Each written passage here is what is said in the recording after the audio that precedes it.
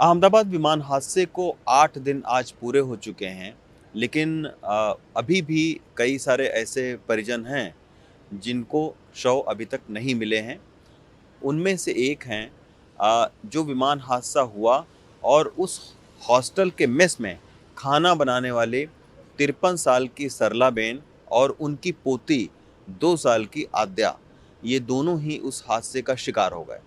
सरलाबेन के बारे में मैं आपको बताना चाहूँगा कि ये कई सालों से जो एमबीबीएस के स्टूडेंट हैं, उनको खाना खिलाने का काम करती थीं। सबसे पहले वो सिविल हॉस्पिटल में मेस में काम करती थीं, खाना खिलाती थीं। उसके बाद जब ये नया हॉस्टल बना एमबीबीएस के स्टूडेंट्स का, तो फिर वहाँ वो जो है, वो मेस में खाना बनाती थीं।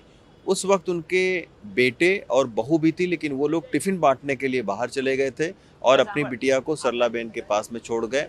हादसा हुआ, उसके बाद दोनों लोग मारे गए।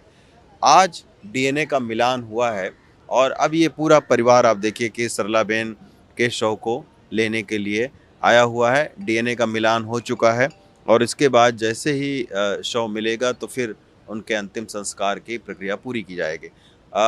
सरलाबेन के जो भाई हैं, वो हैं, उनसे हम बात करते हैं। जो भरत भाई हैं। भरत जी, सरलाबेन और उनकी जो पोती है, उसके बारे में बताइए, कौन-कौन था घर में और ये कैसे उस वक़्त क्या आपको मालूम पड़ा?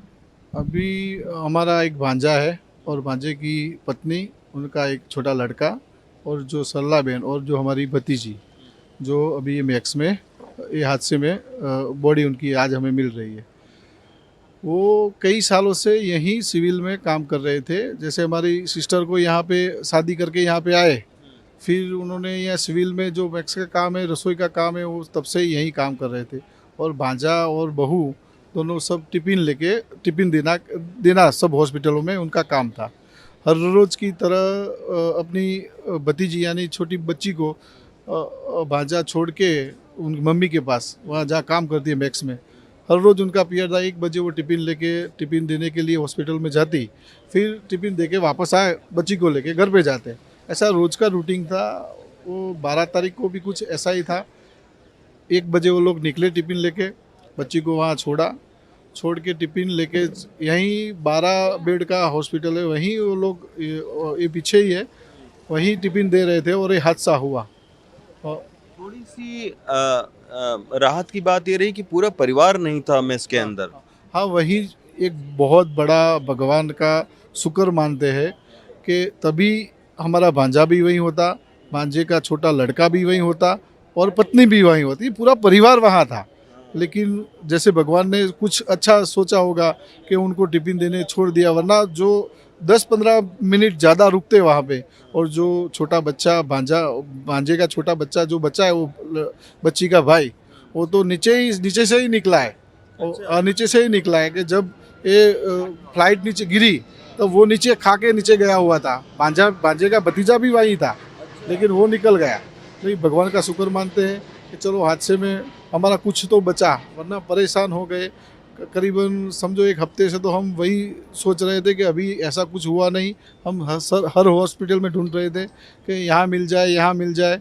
लेकिन कल शाम को जब हॉस्पिटल से या सिविल से मैसेज आया कि आपका डीएनए मैच हो गया है, तो फिर ऐसा लगा कि चलो भगवान ने ऐसा कुछ हमारे साथ कर दिया है ना। अभी तक हमें ऐसा भरोसा नहीं था कि वो ऐसे गुजर गए। अच्छा, मतलब आप लोग 1 हफ्ते से आपको उनके मौत का कोई पता नहीं था? नहीं, नहीं, पता नहीं था। अच्छा, अगर ये फ़ोन नहीं आता हाँ, हॉस्पिटल से वो तो आप ढूँढते। खोजते दूसरे हॉस्पिटल हाँ, वही ये फ़ोन नहीं आता तो तब तक हम तो अभी सोशल मीडिया के द्वारा और ज़्यादातर मीडिया के द्वारा ऐसा मैसेज दिया है कि भई हमारी हमारी बहन और हमारी भतीजी का कहीं पता चले, तो आप हमें बताएँ।